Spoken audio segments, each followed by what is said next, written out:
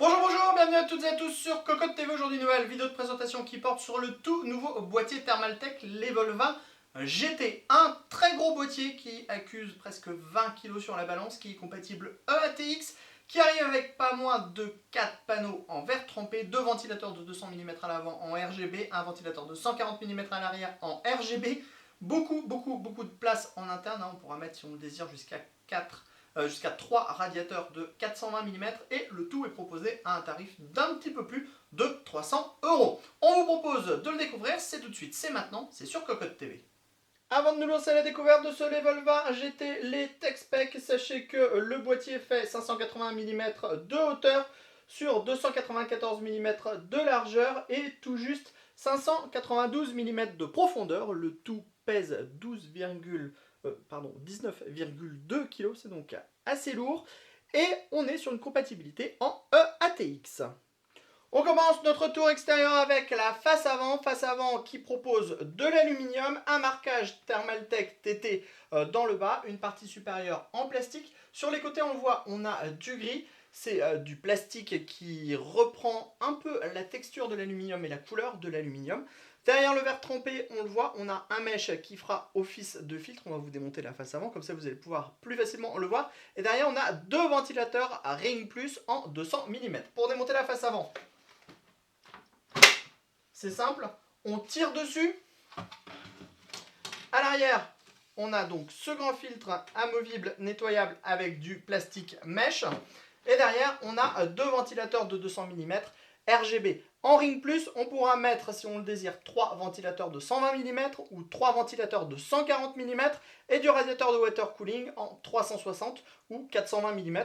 Vous pourrez d'ailleurs placer un radiateur de water cooling en 360 ou 420 mm avec ces deux ventilateurs de 200 mm. On le voit, on a des passages un peu partout, ce qui aidera grandement pour passer tous vos câbles. On continue sur le côté gauche, on commence avec le panneau de contrôle qui est divisé en deux parties, une partie à gauche, une partie à droite. À gauche, on va retrouver le Power On qui s'illuminera en blanc, la diode HDD qui s'illumine en rouge, le reset, les entrées, sorties audio. Ensuite, on retrouve, vous voyez, le gris sur le dessus, à l'avant. C'est assez harmonieux, c'est assez bien fait. Et on a ce grand panneau en verre trempé avec les pourtours qui sont peints et une petite clé pour ouvrir. Alors, on pourra sécuriser le panneau en le fermant comme ceci et ouvrir le panneau avec la clé, tout simplement en tirant ce dernier comme cela. On a des petits rubbers en mousse pour éviter toute vibration et on a également un système de démontage de porte qui est extrêmement simple et extrêmement pratique. Et sachez que la porte de droite propose le même système de fonctionnement.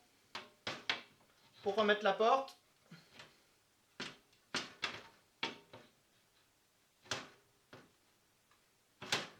c'est assez pratique. Et ensuite, on a des petits aimants, ce qui fait qu'on a vraiment un bon maintien de la porte. On passe maintenant sur le côté droit, on retrouve exactement les mêmes formes. Le boîtier propose la même symétrie entre le côté gauche et le côté droit. On a donc de nouveau la porte, de nouveau les charnières, de nouveau le système de fermeture avec la clé. Seule différence au niveau ici des prises additionnelles, on n'a pas de power on de reset d'entrée-sortie audio, on a uniquement de l'USB avec deux USB 2.0, deux USB 3.0, un USB type C par contre qui exploite la prise de carte mère USB 3.0 classique de votre carte mère. On passe maintenant sur le dessus de ce Level 20 GT, on retrouve le panneau en verre trempé comme à l'avant.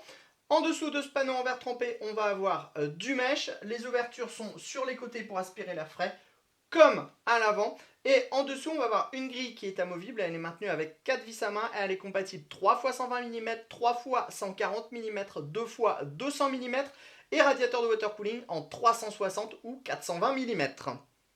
On passe maintenant à l'arrière avec ici l'emplacement pour tirer la façade supérieure. On tire, ça se démonte.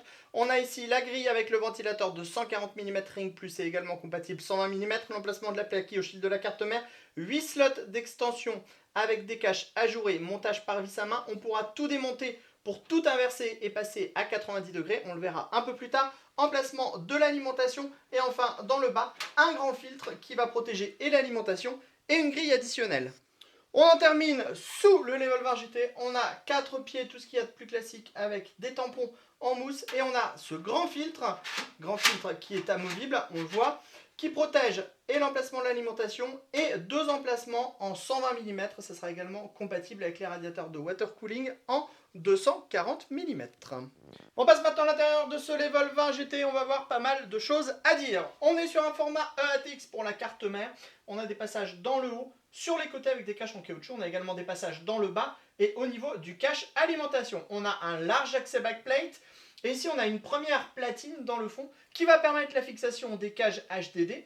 On en a 2 pour 4 disques durs ou 4 SSD. Elles sont amovibles, elles sont maintenues par 4 vis à chaque fois. Et derrière, on va également avoir des braquettes SSD comme ceci. On va y revenir un petit peu après. Sachez que sur cet emplacement, si vous retirez tous les braquettes SSD et toutes les cages HDD, on a des emplacements qui sont ajourés et on pourra installer un radiateur de water cooling en 360 mm ou 420 mm.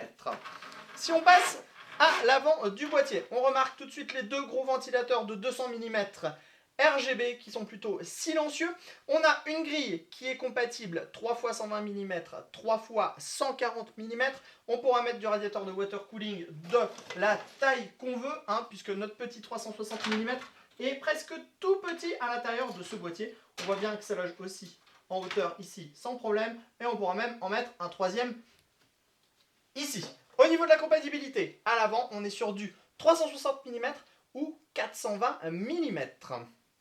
Sachez que si on continue dans le bas, on va en voir pas mal de choses à vous dire aussi. Tout d'abord, on a le dispositif qui est au-dessus de l'alimentation, qui est équipé d'une vitre en plexiglas et qui est amovible. Sachez que normalement il est maintenu par 3 vis, on l'a juste démonté ici pour les besoins de la vidéo. Au-dessus de ce dernier, on a un bracket SSD. Si vous ne vous en servez pas, vous pourrez le retirer. En dessous, on va trouver l'emplacement pour l'alimentation. Vous avez des petits rubbers en caoutchouc qui sont disponibles dans le bundle, vous pourrez les coller. On a ici un support pour une pompe, c'est pareil, c'est maintenu avec une vis à main. Et enfin, ici, on a une grille qui est compatible 2 x 120 mm ou radiateur de water cooling en 140 mm. On passe maintenant à l'arrière, on retrouve un ventilateur, un Ring Plus, comme à l'avant, mais en 140 mm. On a 8 slots d'extension classique et ici, on a la platine de support pour pouvoir installer les cartes à 90 degrés. Si vous ne vous en servez pas, vous pourrez la démonter.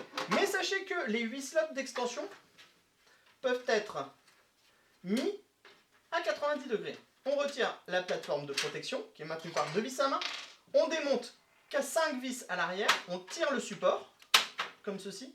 On met le support à 90 degrés. Alors on va essayer de le faire sans trop voir.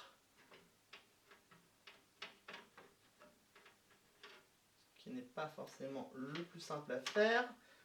Voilà, comme ceci. On appuie, on remet les vis en place et vous voyez, on a 8 slots disponibles, enfin 7 slots disponibles, puisque le 8e est tout au fond, 7 slots disponibles pour mettre des cartes graphiques à 90 degrés. Ça veut dire que vous pourrez, si vous le désirez, monter un SLI à 90 degrés avec une première carte ici et une seconde carte là.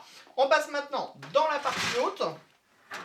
Dans la partie haute, on a cette grande grille qui est amovible, elle est maintenue par 4 vis à main au-dessus. Elle est compatible 3 x 120 mm, 3 x 140 mm, 2 x 200 mm. Et pour le water cooling, ça sera 360 mm ou 420 mm. On passe maintenant à l'arrière. On a les passages, l'accès backplate, les passages dans le haut, la grande grille qui est compatible avec le radiateur de water cooling, qui est également équipé de 2 braquettes de base. Alors vous voyez, on vous montre comment ça se monte. C'est vraiment hyper simple. On vient se fixer dans le bas. Et avec la vis à main, on vient se mettre dans le logement. Alors on vous dit que c'est simple et du coup on n'y arrive pas. Ce qui est assez logique pour le coup. Et voilà. Avec les 3 braquettes, on pourra installer 3 disques durs ou 6 SSD au total. Ici, on a le petit contrôleur RGB. On vous en reparlera plus tard. Il est livré de base et permettra de gérer le RGB des Ring Plus via une application. Donc, ça se branchera en USB à votre carte mère. Sachez que les 3 braquettes sont également démontables. On découvre maintenant ce Level 20 GT avec la configuration montée à l'intérieur. Comme vous pouvez le voir, on a vraiment beaucoup de place et tout ça est simplement dû à la compatibilité du boîtier qui est en ATX. Vous le voyez, notre carte mère ATX, même avec sa carte graphique qui est relativement grande, ne manque pas de place. Vous pourrez rajouter une ou deux ou trois cartes graphiques sans souci. En plus, vous pourrez passer à 90 degrés sans problème et vous pourrez même faire du SLI à 90 degrés, car comme on le disait tout à l'heure, les 8 slots d'expansion qui sont disponibles à l'arrière du boîtier peuvent pivoter tous les 8 à 90 degrés. On a juste quelques vis à démonter, c'est vraiment très pratique. On a les supports ici, il manquera donc plus que les risers. Ici, on a le cache pour l'alimentation avec une petite vitre en plexiglas qui fait que si vous avez un modèle RGB par exemple, vous pourrez également profiter de l'affichage sur le côté. Bon, pour le moment, ces alimentations n'existent pas encore, mais elles vont arriver.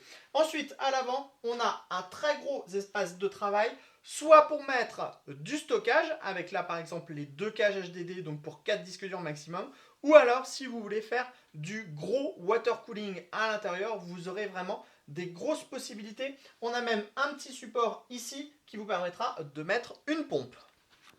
À l'arrière du plateau de la carte mère, maintenant, on le voit aussi, pas trop de problème pour l'organisation des câbles. On a un passage au centre qui permettra d'absolument tout passer. On pourra tout regrouper au centre. On a ici quasiment 3 cm pour faire passer tous les câbles à l'intérieur, ce qui laisse aussi beaucoup de possibilités pour l'agencement. Ici, on va retrouver le boîtier TT qui va permettre la gestion du RGB. On le voit, les câbles des différents ventilateurs sont assez longs pour pouvoir le rejoindre et ce dernier se branche en Molex. Pour pouvoir profiter des cages HDD qui sont en interne, il faudra penser à démonter le bracket puisque le bracket vient au-dessus des ouvertures. Sachez qu'on pourra aussi retirer les brackets, les cages HDD, uniquement exploiter ce bracket pour 2 SSD et par exemple installer du gros water cooling à l'avant, mais aussi du gros water cooling sur le côté et si on le veut, même du gros water cooling sur le dessus. On en termine donc de cette découverte de cette énorme Thermaltake Level 20 GT avec la machine allumée. Alors on a laissé le mode RGB classique parce qu'il faudra passer par une interface pour pouvoir modifier toutes les couleurs comme vous le voulez. Sachez que c'est compatible avec pas mal de systèmes, même le Razer Chroma, ce qui est plutôt bien. Vous pourrez donc absolument tout assortir avec votre clavier, votre souris, votre boîtier et tous les autres systèmes RGB que vous aurez à l'intérieur de votre boîtier. Vous remarquerez que la diode du Powerode, elle reste blanche. Au moins, ça se mariera avec absolument toutes les couleurs qui seront disponibles. Sur ce, on se dit rendez-vous très prochainement sur Cocotte TV pour toutes nos autres vidéos et sur cocotteland.com pour toutes nos news et tous nos tests à propos du hardware.